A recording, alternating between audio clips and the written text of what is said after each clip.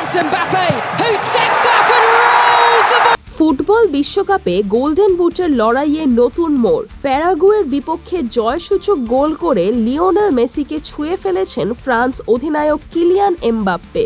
এখন দুজনেরই গোল সংখ্যা 7, আর দুজনই যৌথভাবে আছেন গোল্ডেন বুটের শীর্ষে।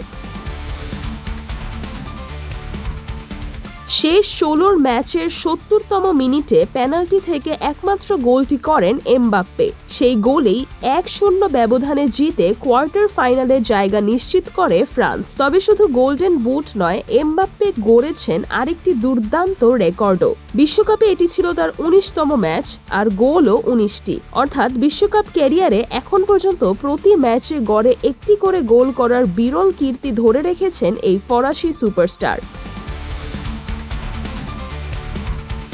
মাত্র 27 বছর বয়সেই বিশ্বকাপের অন্যতম সেরা গোলদাতাদের তালিকায় নিজের অবস্থান আরও শক্ত করেছেন এমবাপ্পে। সামনে কোয়ার্টার ফাইনাল। এখন দেখার বিষয়, গোল্ডেন বুটের লড়াইয়ে শেষ হাসি হাসেন মেসি নাকি এমবাপ্পে। সিজরাতুল আভা, দৈনিক আওয়ার বাংলাদেশ।